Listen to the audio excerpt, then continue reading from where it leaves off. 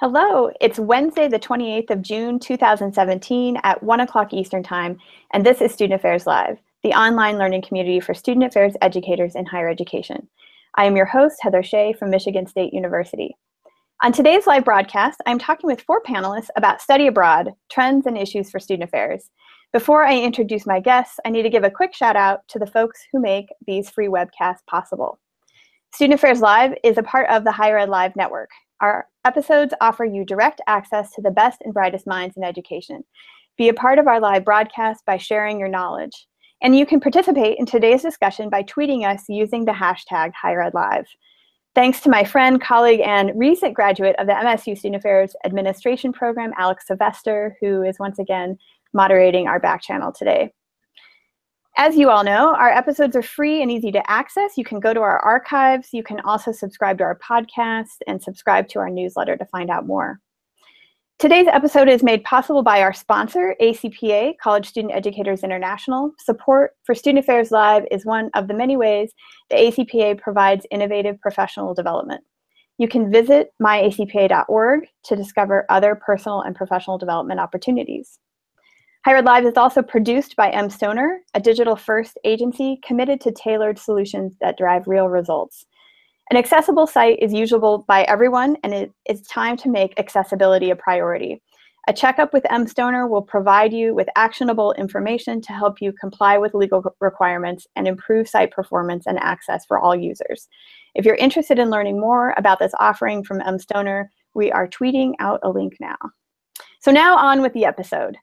As some of you know, I was recently in Europe co-leading a 3-week study abroad program primarily for teacher education majors at Michigan State. This transformational experience, both for myself and for student participants, prompted today's episode. One thought that I keep returning to as I was reflecting is how much I relied upon my student affairs background in engaging with students, responding to student concerns, and addressing crises. And this made me wonder what opportunities exist for intentional partnerships, or what are already happening on other campuses between student affairs educators, international education administrators, faculty, and others. So this is hopefully one of the topics that we're going to explore today as we talk about study abroad. Before I introduce the panelists who will discuss this more, I want to make just a quick statement about context and where and on who we have centered today's conversation. We are largely exploring the experiences of U.S. students who participate in study abroad experiences outside the U.S., but we recognize that that is not the only way that international education happens, and that it is far more complex. My friend and colleague, Dr. Will Barrett, said in a response to a Facebook post, which I'm going to quote here because it's just awesome. He said, "The center of our worlds, sometimes geographic, are a starting place for each of us, and we all make the mistake of assuming that we are the center of our whole world. Becoming more cosmopolitan is in many ways about getting off-center, developing new centers, or enlarging the center."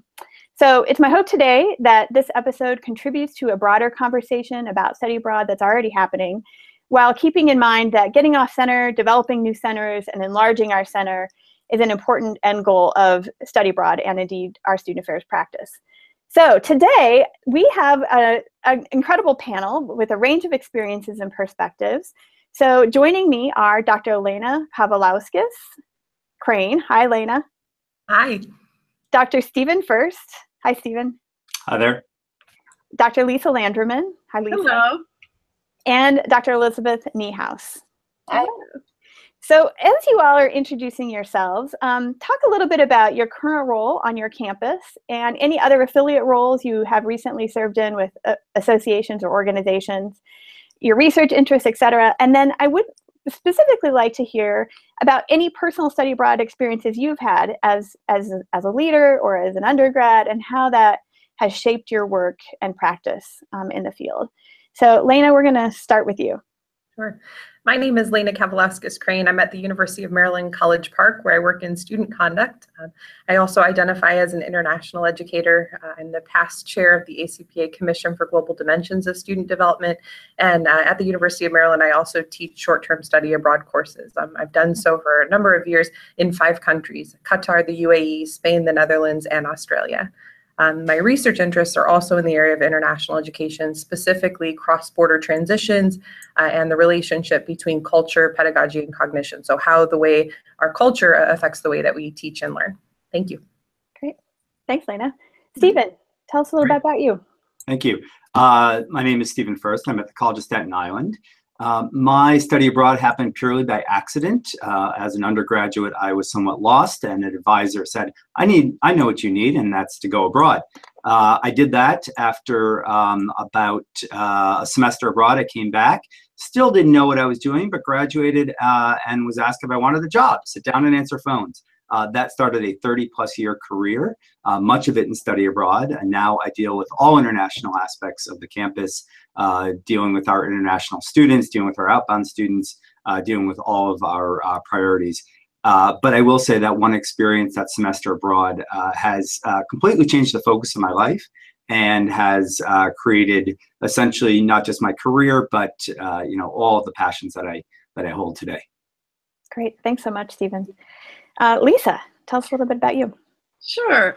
My name is Lisa Landerman. I'm the Assistant Vice President for Student Life and Dean of Student Life at Roger Williams University in Bristol, Rhode Island.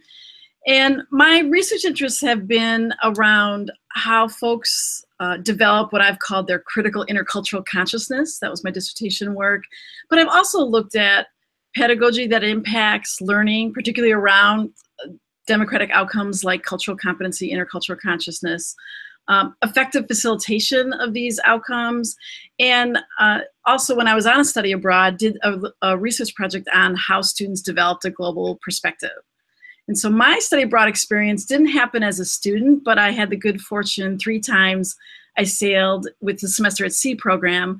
I was the Dean of Students twice, and most recently in spring 2016, sailed as the Assistant Executive Dean. And Semester at Sea, for those who don't know, is a 3-month comparative global education program sponsored by Colorado State with about 30 faculty and staff who travel around the world for a semester with students on a ship for 10 countries where the ship operates as a campus. And we do field programs with students and engage with them like we would on a college campus. Some of my other experiences have included helping students with pre-departure. I do a lot of the training and work on different campuses around pre-departure preparation, and also I'm involved in sort of the crisis response for students who are experiencing crisis abroad and or having trouble or difficulty abroad, and how we help support them from the home campus. Great. Thanks, Lisa. Sure. Beth, welcome. Thanks. So my name's Bethany House. I'm an assistant professor in educational administration at the University of Nebraska-Lincoln. And I'm also the immediate former faculty in residence for the ACPA Global Commission for Global Dimensions of Student Development. When I was an undergrad, I spent a semester in Spain and then also a summer in Mexico and Guatemala on an anthropology field school. And that definitely has played a huge role in what I do today in terms of my research interests, my teaching, and just my sort of personal orientation towards the world. When I was a doctoral student, I also had the opportunity to teach study abroad courses in Qatar, the Czech Republic, Uganda, and the Netherlands. So sort of all around the world. My research focuses broadly on how educational environments facilitate learning and development for both faculty and students. And right now I'm focusing on how faculty approach teaching short-term study abroad courses, and then also how these short-term faculty-led courses can be designed to maximize students' intercultural learning. Great. So Elizabeth, going back to you really quickly, or Beth, what do we mean by study abroad? What does that term kind of encompass, and what kinds of experiences are we talking about? Yeah. So study abroad is a really big umbrella. And actually, for those who aren't very familiar with the field, the Forum on Education Abroad has a really great glossary of terms that's helpful for understanding different types of study abroad experiences.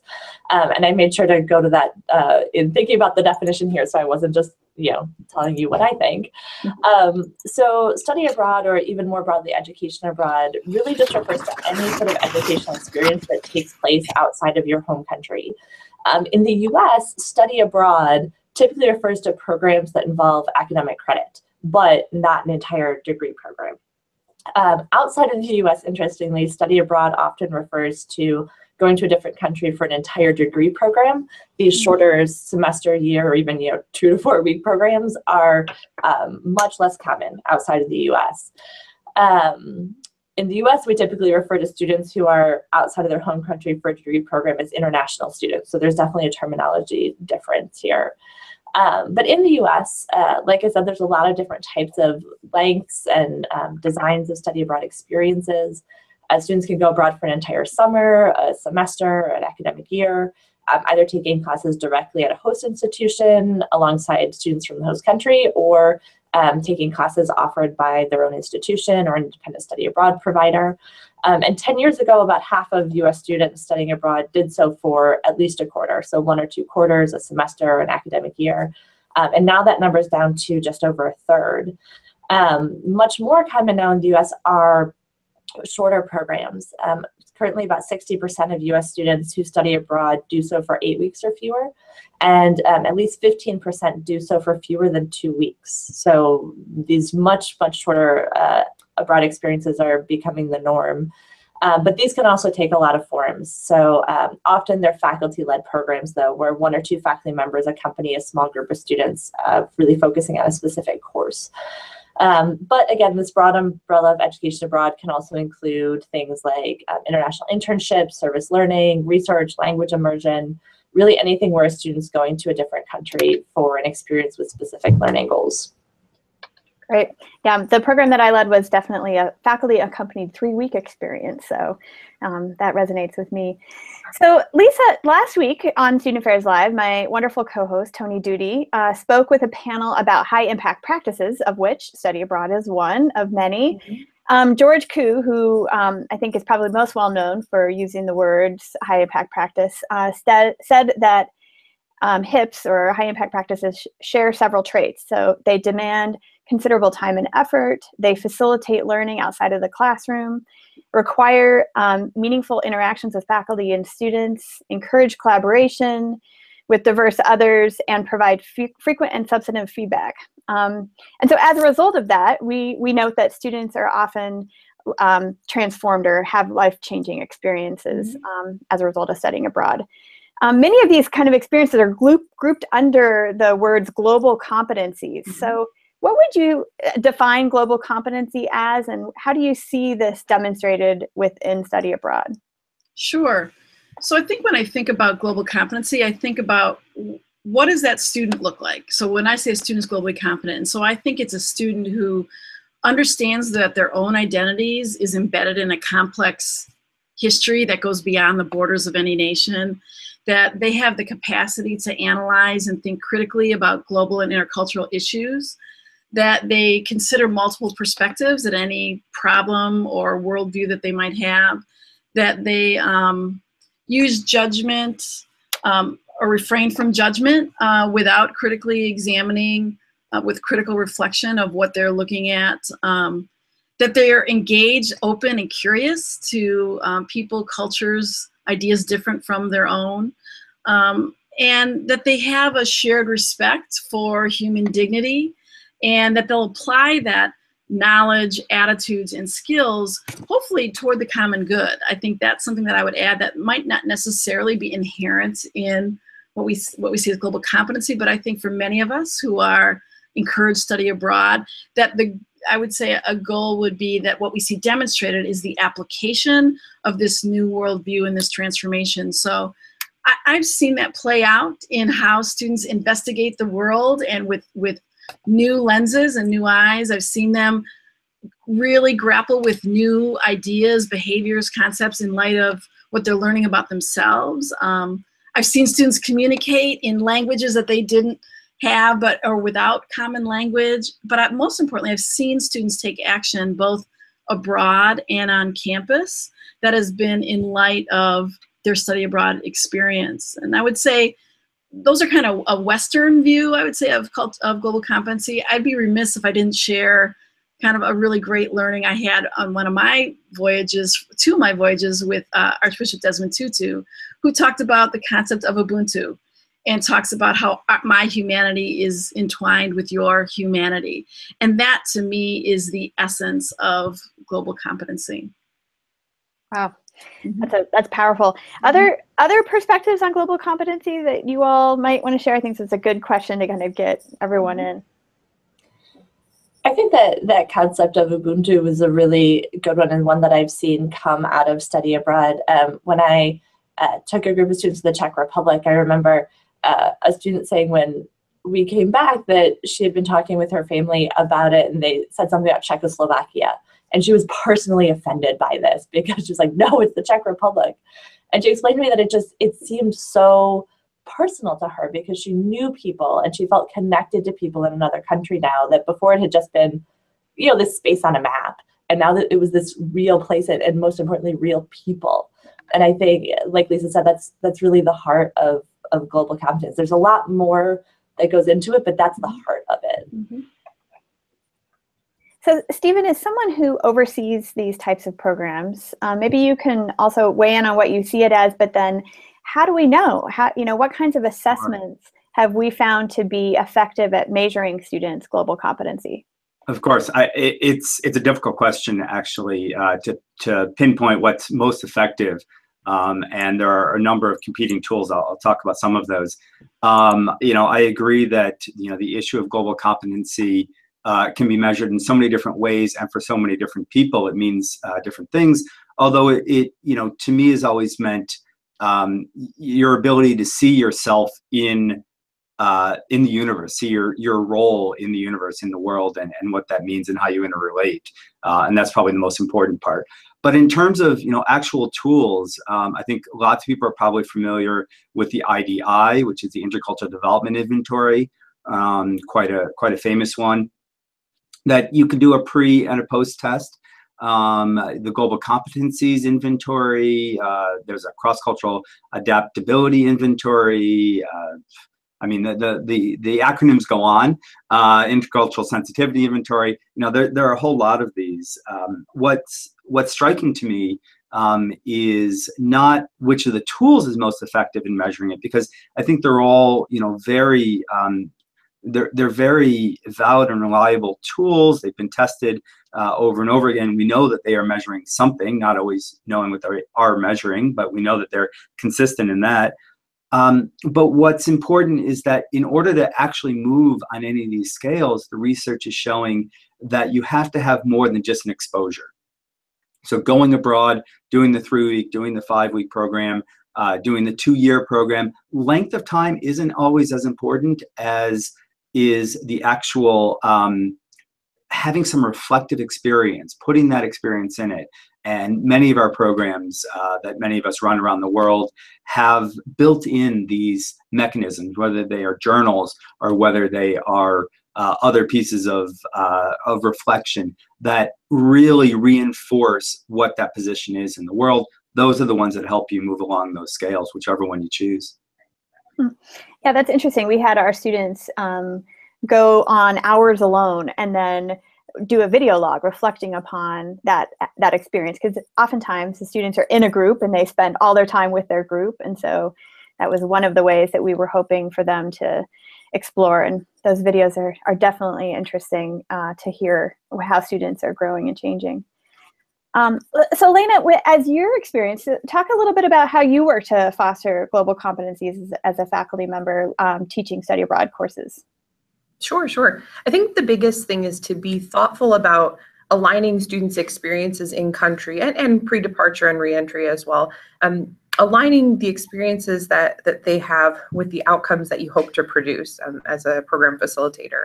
And the how we do that is a pretty extensive list. But again, from pre-departure discussions to the in-country reflections and experiences to the processing that happens after re-entry, we hope that students will do a few things related to global competence. And we hope that they will develop an understanding of their perceptions and their biases and their identities, promote openness to different ways of thinking, new ways of thinking, be empathetic and humble, and also recognize different approaches to problem solving, just as a few examples.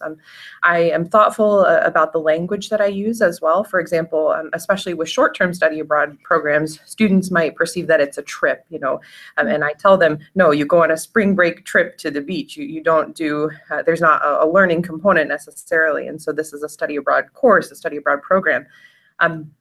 if I had to sum it up, I would say as students experience things like, wow, the wait staff in Spain really take their time, or wow, there's no crime in the UAE, and some of the feelings that are inherent in those observations, I repeat so many times, it's not good, it's not better, it's not worse, it's not bad, it's just different. And so that combination of kind of processing their experiences and feelings and making sure that their experiences align with the outcomes that we hope will result from education abroad.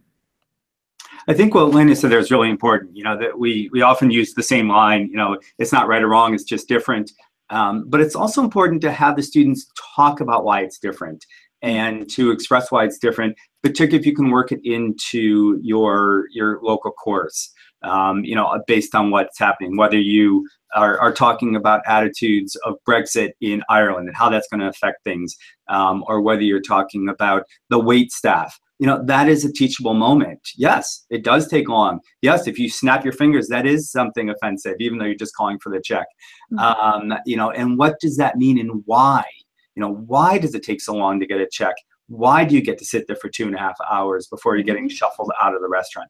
And those are important things that then allow somebody to come back and say, wait, maybe the cultural assumptions I've lived under for the past 18, 19, 20, 30 years aren't exactly the right ones. And that's where I think the learning really becomes important.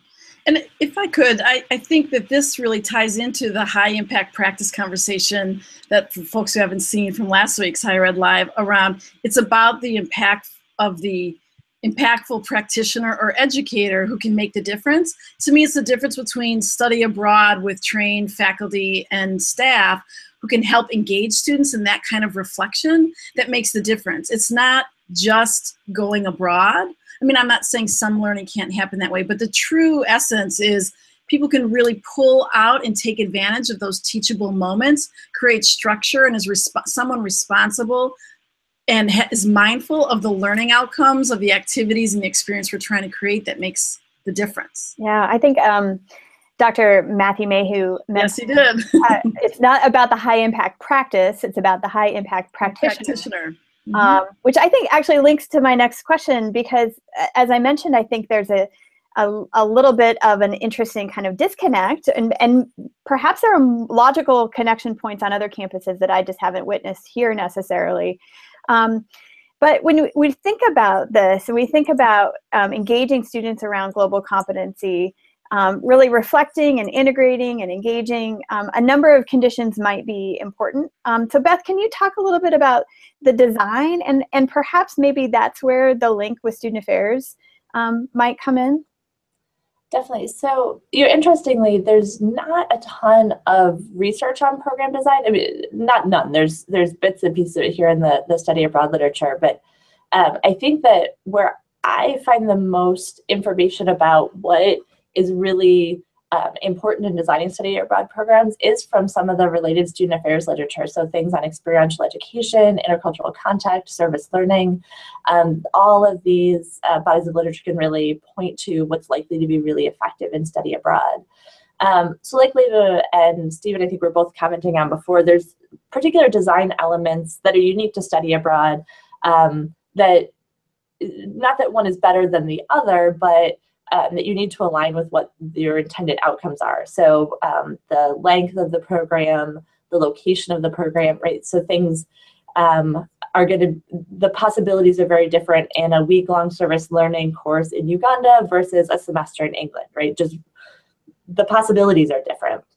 The types of housing and transportation that you use, all of those things that are really just the logistical pieces are important to think about in designing the course. But they all of these options tend to be effective if utilized properly or facilitated well, like folks were just talking about. And then looking at that broader literature, I think there's a few things that really emerge in what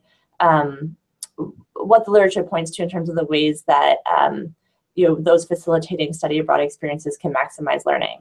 So obviously the immersion in the host culture, opportunities to interact with people different from you, but also opportunities to experience the environment, eat the local food, learn some of the local language if it's different from what you already speak, using local transportation. These are all the types of experiences that we can be facilitating to promote global competence. But then a really important piece of it is what you all were just talking about in terms of the role of the educator. In the Ed Abroad world, we often talk about cultural mentoring, which is this umbrella term that really encompasses a lot of what educators are doing to be guides to help students navigate and make meaning of cultural differences. So in the work that I'm doing looking at how faculty approach teaching short-term study abroad courses, I found that there's sort of these types of cultural mentoring that faculty are doing, and to varying degrees, but I find them helpful in thinking about what cultural mentoring means. So some of what this includes is helping students set expectations for their experience. What do they expect of the study abroad experience? What do they expect the host culture to be like? What do they expect of themselves and how they'll react to the host culture? Explaining the host culture. So when students experience something that they don't understand, that faculty member or other educator sitting down with them and saying, okay, like Stephen was saying, let's think about why, what's going on here? And what can I tell you about my experience that helps you understand this? Helping students explore their own identities and how that's interacting with the host culture. So what assumptions are they making, but then also how are they being perceived by people in the host culture? Through any number of their identities. And then also helping students make connections between different things they're learning in that host culture, and then also between their prior experiences and what they're experiencing in country. And those are all really important pieces of what educators can be doing. And then there's also opportunities for guided reflection, like people have noted, both written and discussion reflection. The service learning literature tells us that these two forms of reflection are actually quite different and help students process in different ways. And then, of course, just solid pedagogical practices that we see, similar to the high impact practice literature, things like active and collaborative learning, integrative learning, service learning, and other community-based pedagogies. Those can all be really integrated into study abroad experiences to maximize their efficacy. So your research, I'm curious if you have uncovered this kind of disconnect or concept that faculty, are there student affairs skills and competencies that faculty who lead study abroad programs need to have that they currently don't have, or how how can we kind of form those more intentional, or do they already have them and I'm just making a terrible assumption? Well, there is a lot of variance in that, right? There are some faculty members who are totally prepared, know about effective facilitation, reflection, experiential learning. There are people who have that background for any number of paths through which they came to being a professor. But there's also a lot of people who don't. What I found is there's definitely variation in that by discipline. Not surprisingly, folks in STEM, business, health sciences fields, not all of them, I don't mean to say all STEM faculty, can't facilitate reflection, but there are some trends that those folks are less likely to engage in cultural mentoring and reflection when teaching study abroad. And there was actually another study that was in the Frontiers Journal, which is a study abroad journal, a few years ago on faculty course leaders. That I actually inspired a lot of the research that I'm doing. And what they found was that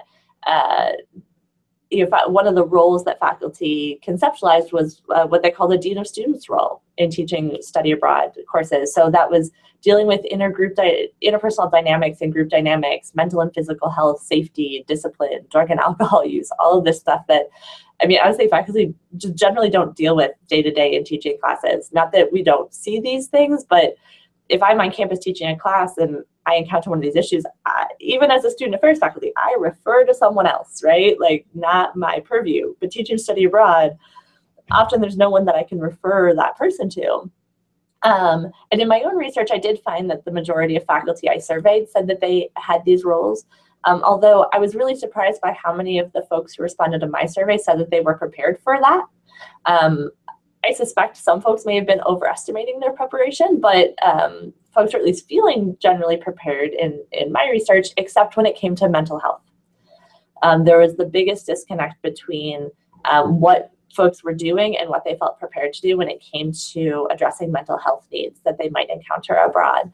And so I'm right now working on a qualitative follow-up where we interviewed think 13 faculty members about their experiences with mental health teaching study abroad. And their experiences ranged from, homesickness and stress, everything to, anxiety, bipolar disorder, suicidal ideation. We had a couple folks who had students say to them, what do you think would happen if I jumped off this bridge? But that was actually an example that someone told us about in this project. And most of these folks don't really know what to do with it. And it's incredibly stressful. It can totally derail the entire experience. And I didn't look at this specifically, but I also suspect that a lot of folks aren't as prepared as they could be for some of those cultural mentoring and reflection roles. And these are things that student affairs folks deal with day to day. This is our role on campus. So I think there's a lot of opportunity for partnerships.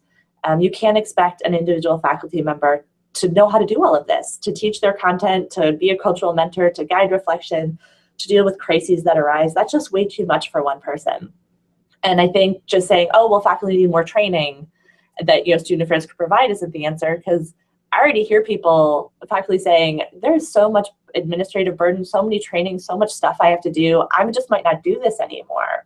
So I think really it's partnerships. It's bringing student affairs folks along on the study abroad trips. If that's not logistically or financially viable, finding ways to virtually connect, but finding ways that we can be working together, that faculty and student affairs practitioners can all come together to work on these programs, so that you're not putting everything on just that one or even two people who are leading, say, a short-term course.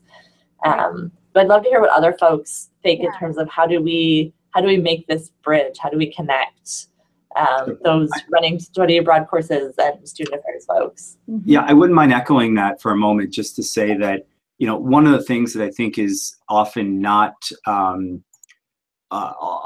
realized about a study abroad program is that you are essentially running a mini college or university for those students. You have admissions to the programs, you have the academic portion that you're teaching, you're providing the library, you're providing all the student services, you're providing all the housing, you're providing literally anything that often billing the students' collection, doing the registrar's functions. All the functions that happen on campus happen in a study abroad office. And what we often find is that we say, well, a faculty member will take care of that. Or, oh, well, we've got the study abroad office and that faculty member running that short-term program, it'll be fine. Except that all of that structure that we've put in place to get our universities to run efficiently and properly and to serve the students is missing.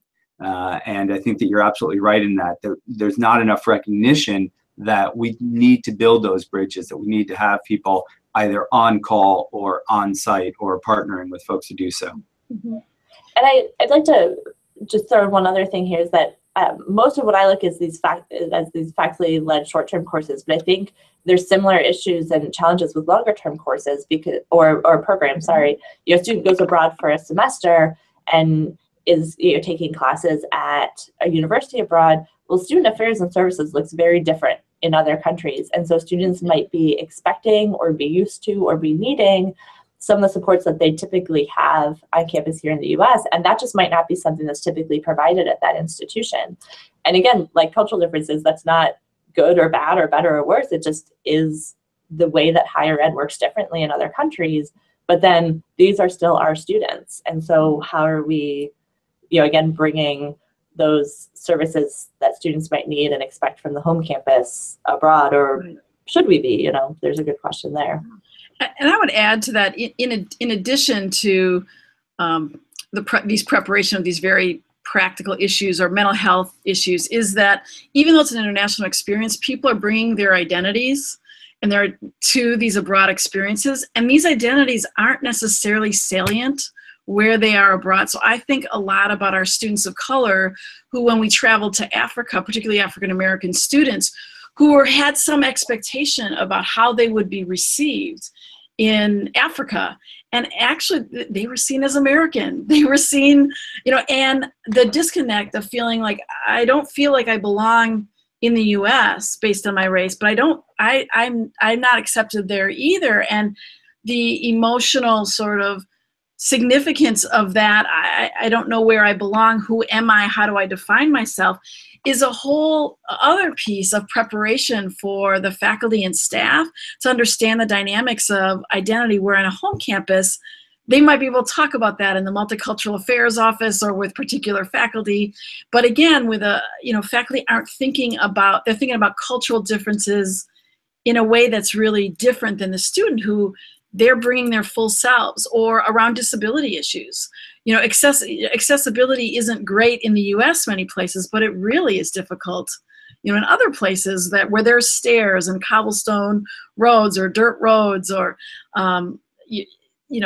there isn't microphone amplified. And so I've seen those challenges as well, where aren't thought of in advance about how a student might be able to fully participate in the study abroad position. And someone without that quick thinking and flexibility might go, I haven't even thought about that, or I don't even know how to respond to that. So again, there's this identity piece that I think is also, I would add to the lack of preparation that impacts learning and the experience for students and the stress for those administering programs. Mm-hmm. Lena, you work in student conduct, so I'm definitely interested in how that functional area in particular might intersect, and then any other thoughts you have on other ways that student affairs should connect. Sure. I think that's the area of conduct and risk management is an increasing partnership between international ed folks and student services folks. The way at the University of Maryland, the way we do it, for example, we do a lot with faculty pre-departure preparation for some of the reasons that you all identified. You're expected to be a 1 or 2 person campus effectively, and doing a lot of things that faculty might be inexperienced with or even uncomfortable with. And so saying, what do you do in the absence of an immediate referral? How do you mitigate some things, prior to the program, and then also on site, how do you respond? So we do a lot of training in that area. We also do a lot of outreach to students as well, talking about behavioral expectations, both academic and non-academic, because a lot of campuses have the expectation that you are the student of your campus no matter where you go. So the code of conduct, for example, would apply perhaps universally. But what does that mean if you're expected to adhere to a certain drinking age or expectation in a place where the drinking age might be different, or where the local laws, I think of Singapore, where there is a unique law about chewing gum, and some students that's unexpected. And so how do we prepare students and encourage them to do their own research so that we can address some behavioral things? There are also some systematic things that we do, kind of procedural things. For example, we do a student conduct history check before students are accepted for study abroad. And those are some steps, again, that play a part in risk management, but again, are such logical opportunities for partnerships between student services and international ed. So I want to shift the conversation a little bit and to talk a little bit about access, because I think one of the other conversations that often happens around study abroad is who gets to participate in this high impact practice. And NAFSA, which Stephen will tell me exactly what the acronym is no longer, but it means... It's the Association of International Educators. Thank you. So NAFSA reports that as many as 81% want to go, but only actually 1% go each year. And so largely access to study abroad remains kind of a privilege of white upper class students. So can you talk a little bit about, Stephen, like the ways that your campus has worked to increase access, as well as your work with NAFSA? Sure. So it is true that we still see that study abroad is dominated by females and by white upper middle class females in particular, probably to the tune of about 65+%, certainly on the male-female ratio. The debate has been raging for years and years, and it's been hard to really move the needle in some of those categories that we define in the U.S. And the barriers are really myriad. I mean, there's everything from the culture, whether there's a culture in your family, for example, to travel, to leave, whether you do travel more than 30 miles from your family at any time, or whether you have family obligations, whether they are working and providing for the family, or whether they are simply, no, you're just part of this family and that's what we do. We stick close together. We don't go off and spend time around the world. So some of it's just cultural. There's, of course, a financial barrier in there. Although more and more we're able to overcome that. There are some scholarship programs that are working on. One that has been tossing around in the Senate for a little while is the Simon Study Abroad Act. Of course, that's a large-scale product of Senator Paul Simon's imagination that we hope to bring to reality. That would be something rivaling what you probably know as Fulbright. So it would be an undergraduate Fulbright program. It would give scholarships to students looking to study abroad. But many of the barriers are simply academic. And a lot of it has to do with, if you ask any of the folks on the panel about the faculty who are involved in study abroad, you'll find that they can name 10, 20, 30 faculty who are interested. But of course, we all have 2,000 faculty on our campus. And, it's the small percentage that really feel that this is an academic endeavor. And I think, if I had one point to kind of hammer home, whether it's, on student affairs or on the academic side, it's really that study abroad has to be built into the culture of the campus. And once you build it into the culture of the campus, whether it's putting it directly into a major or whether it's just showing that, well, this is what everybody does. This is part and parcel of what it's like to be a student here. Some of those other barriers fall away very quickly. Students find the funds to go. Students get scholarships. Students work on their academic career so that they don't have things that bang into each other and don't allow a student to go abroad. You're at MSU's campus, and of course, you guys have great participation rates there. I was talking recently to an MSU graduate about, who studies abroad, and she said, well, everybody studies abroad. And I said, well, surely not everyone studies abroad. She goes, no, everybody I know studied abroad. And now your participation rates are probably in the 20% range. That's only 1 in 5. That's certainly not everybody. But because it's in the culture, because it is 1 in 5, it seems as though everybody is doing it. And that really has an effect on how to lower those barriers. And that's really, once we can change culture on campus, is how we're going to increase the participation rates, across, move it away from just the females, just the upper middle class white students into, the wide range of students that we have on all of our campuses. Yeah, I think your point about embedding it in curriculum is really important as well. Many of the students who participated in the program that I co-led were from our global educators cohort, which requires a study abroad to graduate. So I think that's an interesting observation for sure. So Lena, in ACPA, with the Commission on Global Dimensions of Student Development, I think I got that right. Can you talk a little bit about access and partnership, and then how does ACPA's very public social justice mission kind of interrelate to this idea of access? That's a great question. And through the Commission for Global Dimensions, we constantly seek to make sure that there are connections between student services and international education. We have hosted programs and developed resources related to advising students for study abroad, how to address risk and some of the conduct issues that I mentioned earlier, and while students are abroad as well, and opportunities to serve the profession in international ed capacities. Semester at Sea, of course, is a great example.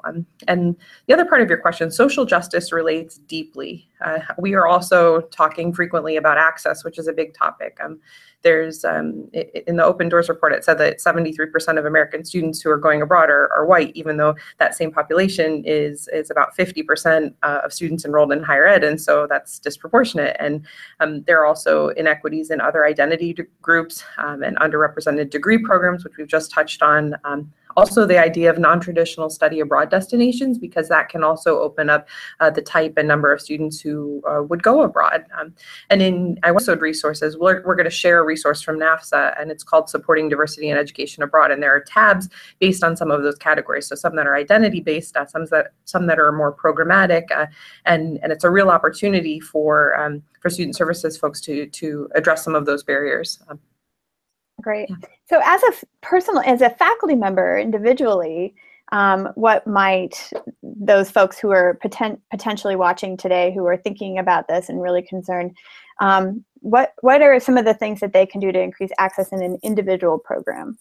Sure. So faculty should create experiences that are inclusive of different identities and also of different academic interests and even experiential needs. I would say if you're looking solely to increase numbers and access to offer both short-term and semester and year-long programs, more traditional programs, offer scholarships to increase financial access for underrepresented students, and then work with staff across departments to address some of the access and outcomes pieces. I think that campuses can, including faculty, can discuss those barriers with students and back that up with resources. Like some students perceive they can't study abroad because they're a STEM major and won't be able to find their technical courses, but there are entire organizations that exist solely to connect STEM programs so that students can stay on track academically, around the world. And other students think that they won't be safe, or that they have to have language fluency, or that they're going to miss out on student government elections while they're away. And those, again, are real opportunities for student services folks to debunk some myths. And then the backing it up with resources piece means that you want to invest in students' ability to go abroad. You want to train student services folks to recognize that this international mission is all of our work, not just the 3 people in your study abroad office. And again, really emphasizing partnerships between faculty, staff, both on the student services and international ed side. So Lisa, when we think about the experience itself, there's obviously this post component, or what happens when students return home. So I'd love for you to kind of speak a little bit more about, maybe this is a natural connection point for student affairs, to think about, like, how do we interact with students as they're returning home and make some of those intentional ties? Mm-hmm. I think it's a great point, and particularly since I think we haven't shared the experience with them. We do a lot of really great work getting them ready to go and talk to them when they're there. But we've done a lot of this when I was on our voyage. We spent a week, talking about students as they're leaving our voyage after 100 days away. And the thing that some of the things that we say is to prepare them is people aren't going to be as interested in all the stories that you want to tell. Like, people's attention span to see all of their photos and hear all their stories is a lot less. And the number one question we get asked is, what was your favorite monument? What was your favorite country? And you kind of go, are you kidding me? Like favorite, best, and then 5 minutes later they're going, oh, but you missed a really great party while you were gone. And it just can be deflating about, you have no idea what I experienced, and you're talking about that I missed, that on campus. So this disconnect between, I'm a changed person, can't you see it?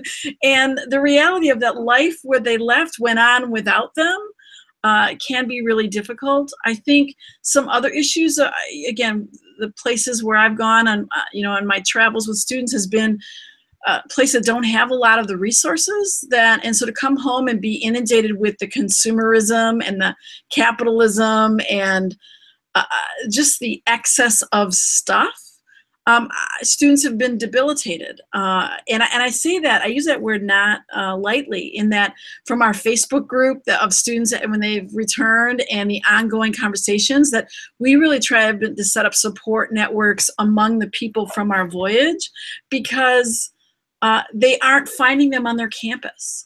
That the only people that understand are other people who've, done what they've done. And I think that that's a real missed opportunity. I think some campuses do a great job of providing support spaces or a welcome home lunch, and try to do that. But I think sometimes students aren't ready to make meaning of their experience immediately when they return either.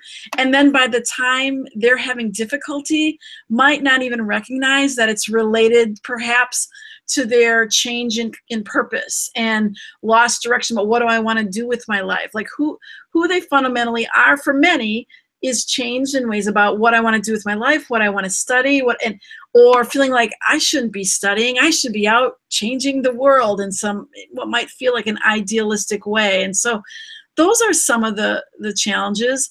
Others that I've dealt with have experienced some trauma abroad. And as was mentioned earlier by Beth, didn't have the mental health support while they were abroad. Perhaps students who've been sexually assaulted or experienced theft or other violence. Unfortunately, I would say every semester I've had students on my home campus have something, and then when they come back, don't know how to talk about it or thought that that was over there.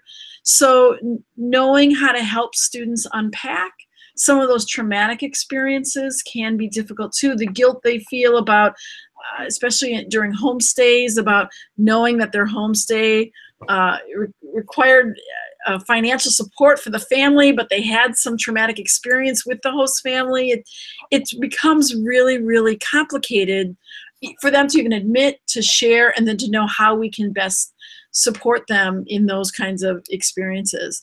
So those are just a few, I think, of the issues I can think of. I'm sure others on the panel probably can think of some others.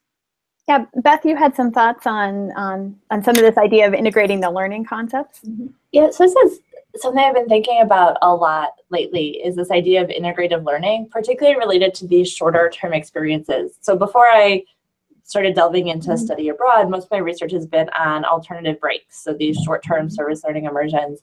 And one of the things I looked at was how students were integrating learning related to their alternative breaks, so their experiences before, during, and after.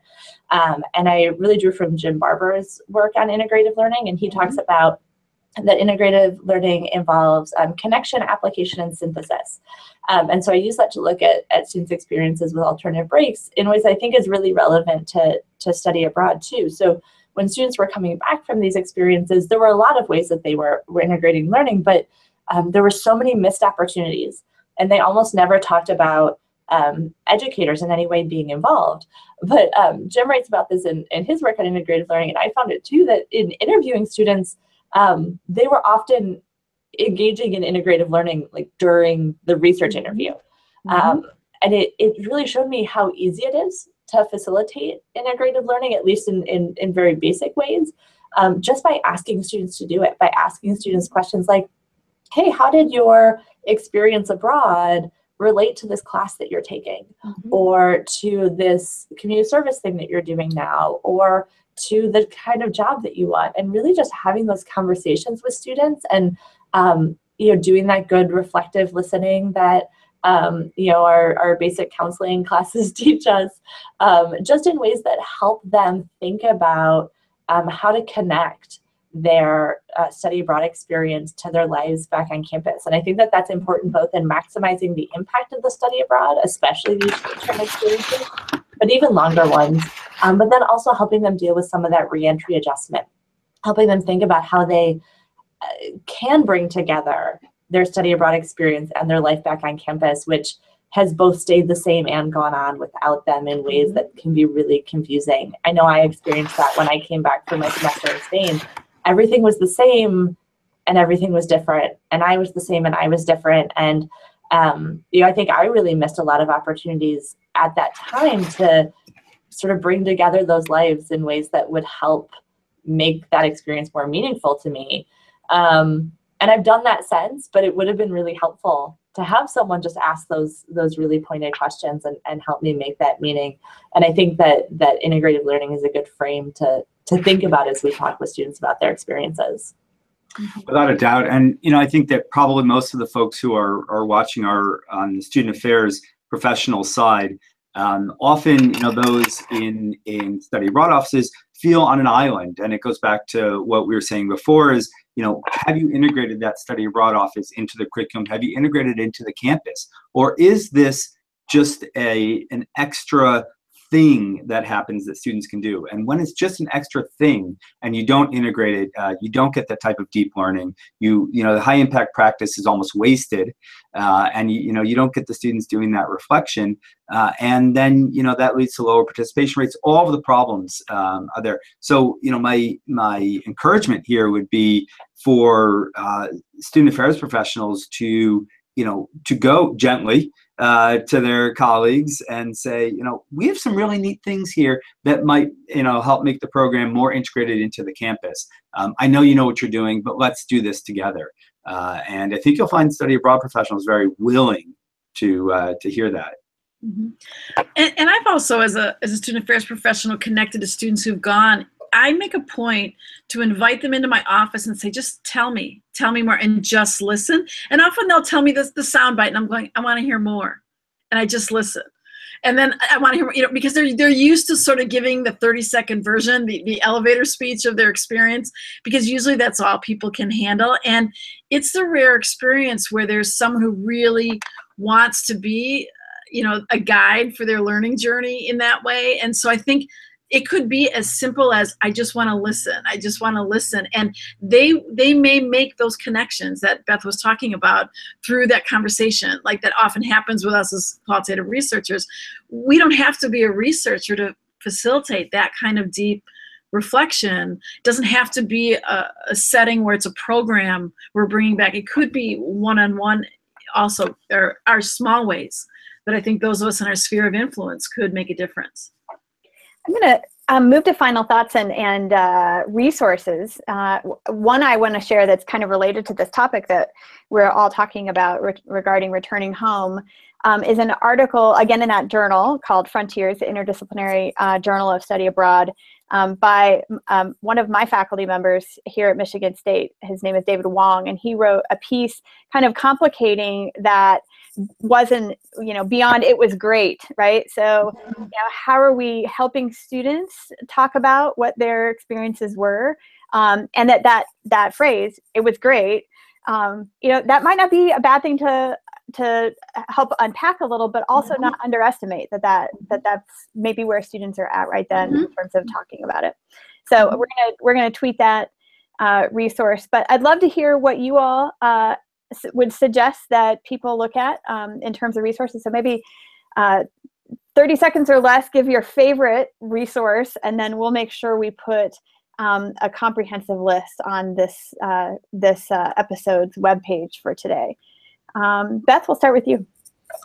Oh gosh, just one. I'm going to cheat and do two. The Sage Handbook of Intercultural Competence, which Darla Deardorff edited, and also a book called Student Learning Abroad, What Our Students Are Learning, What They're Not, and What We Can Do About It, which is Vandenberg, Page, and Liu editors. Great, cool. Lena, you want to go next? Sure. I'll dial it back and say if you're relatively new, if you're on the student services side and relatively unfamiliar with education abroad trends, I would steer you to the IIE Open Doors report. It says who is going where, when, really, really interesting just as far as like trends and demographics. And then also the NAFSA resource that I mentioned earlier, addressing barriers to study abroad. Excellent. Lisa. So I'm going to cheat too. I would say anything written by Marcia Baxter Magolda about self-authorship and student learning. I think part of the challenge is that we don't understand how learning happens, that it happens on a cognitive, interpersonal level. And if we're not attending to all those levels, learning won't happen regardless of the context. So if we want intercultural learning to happen, we need to understand how learning happens. And so I would recommend a developmental model of intercultural maturity where that self-authorship model was applied to intercultural learning by Pat King and Marcia Baxter Magolda. Great. And Stephen. Sure. Well, I'm going to tell you all to save up your pennies and go to one of the many conferences, whether it's NAFSA's conference, whether it's the Forum on Education Abroad, whether it's one of the Student Affairs professional conferences where people are talking about study abroad. You can read all the books, and all the ones that were mentioned are the right ones. Plus a shelf of others. You can get them all at the conferences. But when you sit down and engage with some of these folks who are doing it, it really changes your perspective on how these things go. And then continue to save your pennies and go on a program yourself, as all of us have done. That will completely flip everything you've thought. Yes, I want to absolutely echo that last remark, because I don't know that I had any concept of what it was like until I was first a participant and then a co-leader. So thank you to all of you for all of your feedback and your wisdom and for sharing great resources. We, as I said, are going to tweet out a couple, but then we'll post the entire list online. I just really learned a lot from this, and it was a nice kind of cathartic processing for me to be able to have this right after my own experience. So, and as always, we thank our program sponsors, ACPA and M-Stoner. Tony and I will be back in July. We are still putting together episodes, so I don't have anything specific to announce. but we will be back in July, and then we are also looking at lining up episodes for the fall. So if you have suggestions of topics that you would like to see us explore on Student Affairs Live, please send us your messages, and you can always tweet us or direct message us as well. You can receive reminders about the episodes. We always put out a newsletter every Monday with that week's episodes by subscribing on the Higher Ed Live website. And you can also, of course, browse our archives at higheredlive.com. Again, I'm Heather Shea. Thanks again to the fabulous panelists and to everyone watching. Make it a great week, everyone.